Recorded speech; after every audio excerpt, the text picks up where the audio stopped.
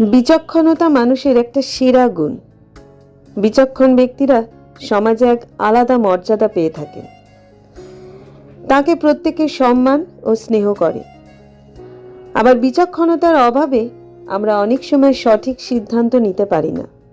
কোনটা ঠিক বা কোনটা ভুল তা আলাদা করতে পারি না। বর্তমানে অধিকাংশ মানুষের মধ্যেই বিচক্ষণতার অভাব আছে। তাই ধীরে ধীরে সমাজ রসাতলে যাচ্ছে। আমাদের সমাজকে বাঁচাতে হলে, ভবিষ্যৎ প্রজন্মকে রক্ষা করতে হলে, আমাদের সন্তানকে বিচক্ষণ করে তুলতে হলে তাদেরকে ভেবে চিন্তে কাজ করার বা কোনো সিদ্ধান্ত নেবার পরামর্শ দিতে হবে। নমস্কার, প্রেরণার গল্পকথায় আমি তনুশ্রী। আজ আমি বিচক্ষণতা নিয়ে একটি শিক্ষামূলক গল্প আপনাদেরকে শোনাব। গল্পটির নাম হলো ঈশ্বরের জুতো।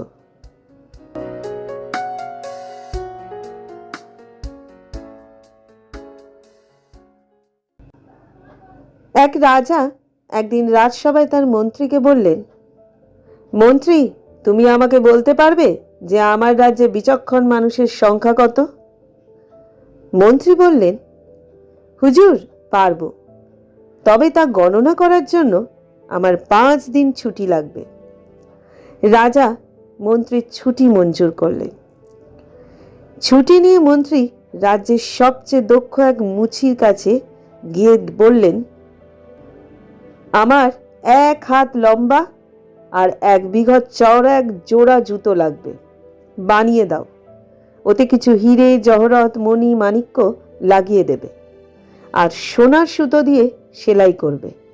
যা খরচ হবে তাই পাবে। এখন আগাম কিছু টাকা রাখো। এই বলে মন্ত্রী মুচির হাতে কিছু স্বর্ণ মুদ্রা গুজে দিলেন। মুচি সঙ্গে সঙ্গে রাজি হয়ে গেল এবং বলল, ঠিক আছে, কাল এসে জুতো জোড়া নিয়ে যাবেন। পরের দিন মন্ত্রী মুচির কাছে এসে সুন্দর কিন্তু আকারে বেশ বড় জুতো জোড়া নিলেন এবং মুচিকে দিয়ে প্রতিজ্ঞা করিয়ে নিলেন যে এই জুতোর কথা সে কাউকে জানাবে না। এরপর মন্ত্রী এক পাটি জুতো নিজের কাছে রেখে অন্যটি সবার অলক্ষ্যে একটি মন্দিরের সামনে সিঁড়ির নিচে ফেলে রাখলেন। সকালে মন্দিরের পুরোহিত মন্দিরে এসে ওই এক পাটি জুতো আবিষ্কার করে উত্তেজিত হয়ে উঠলেন। তিনি ভাবতে থাকলেন, এত বড় জুতো কখনো কোনো মানুষের পায়ের হতে পারে না, আর এই জুতোয় যা হীরা জহরত লাগানো আছে তাতে নিশ্চয় রাতে স্বয়ং ঈশ্বর মন্দিরে এসেছিলেন এবং রাতে ভুল করে এক পাটি জুতো ফেলে গেছেন। পুরোহিত জুতোটি বারবার মাথায় ঠেকিয়ে প্রণাম করতে লাগলেন। মন্দিরে বহু লোকের সমাগম ঘটল আর পুরোহিত সবাইকে ঈশ্বরের জুতো পাওয়ার গল্প শোনাতে লাগলেন। সকলে এক বাক্যে স্বীকার করল, নিশ্চয়ই এই জুতো ভগবানেরই হবে। মানুষের পায়ের মাপ এত বড় হতেই পারে না, আর মন্দিরের বাইরে যখন পাওয়া গেছে তখন নিশ্চয়ই এটা শয়তানের জুতো নয়। সবাই জুতোটিকে হাতে নিয়ে মাথায় ঠেকিয়ে প্রণাম করতে থাকল। নিমেষেই এই জুতোর কথা রাজ্যময় ছড়িয়ে পড়ল। জুতোটিকে একটিবার হাতে স্পর্শ করার জন্য হুড়োহুড়ি পড়ে গেল। শেষ পর্যন্ত জুতোর কথা রাজার কানেও গেল। তিনি জুতোটি রাজ দরবারে আনার আদেশ দিলেন। সব দেখে শুনে রাজামশাইও স্বীকার করলেন, এ জুতো ঈশ্বরের না হয়ে পারে না। তিনি জুতোটি বারবার প্রণাম করতে আর চুমু খেতে লাগলেন। তিনি আদেশ দিলেন, এই জুতো কোনো পবিত্র স্থানে যত্ন ও নিরাপত্তার সঙ্গে সংরক্ষণ করা হোক। প্রতিদিন হাজার হাজার লোক জুতো দেখতে ভিড় জমাতে লাগলো। অনেক রোগ মুক্তি সহ বিভিন্ন কিছু পাবার আশায় মানত করা শুরু করলো। জুতোর পাশে দান বাক্স রাখা হলো। সে এক এলাহি ব্যাপার। 5 দিন পর মন্ত্রী রাজসভায় এলেন।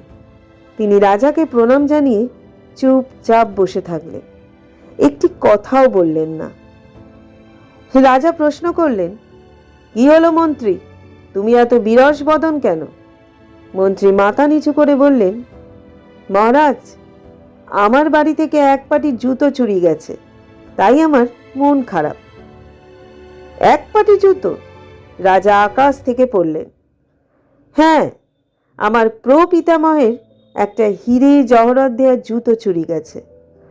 পালানোর সময় চোর এক পাটি ফেলে গেছে। ওই জুতো কি তোমার কাছে আছে? রাজা সঙ্গে সঙ্গে বললেন।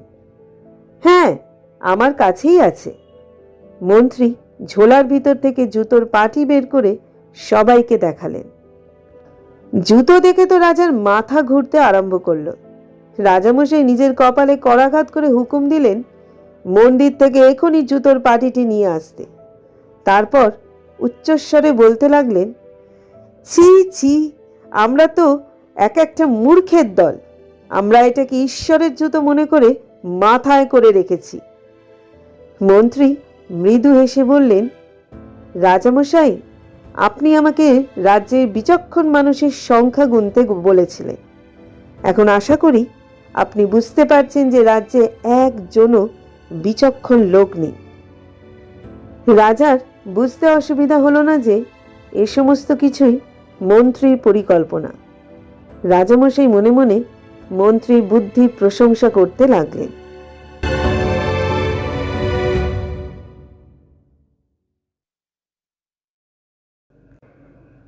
গল্পটা বিচক্ষণতা নিয়ে একটা দারুণ শিক্ষা দিয়ে যায়। আমরা ধীরে ধীরে আমাদের বিচক্ষণতা হারিয়ে ফেলেছি। চোখের সামনে যা কিছু দেখছি তা সহজেই বিশ্বাস করে নিচ্ছি। কোনো কিছুই বুদ্ধিমত্তার সাথে যাচাই করছি না। কিন্তু এভাবে চলতে থাকলে মানুষ এতটাই নির্বোধ, কুসংস্কারাচ্ছন্ন এবং ধর্মান্ধ হয়ে যাবে যে সে ভালো মন্দ, ঠিক বেঠিক ফারাক করতে পারবে না। আর এভাবেই আমাদের সমাজ ক্ষতিগ্রস্ত হবে। তাই আমাদের সর্বদাই বিচক্ষণতার সাথে কাজ করা উচিত।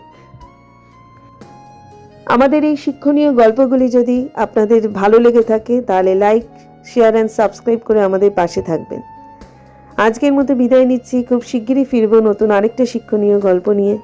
সবাই ভালো থাকবেন, সুস্থ থাকবেন এবং অবশ্যই সাবধানে থাকবেন।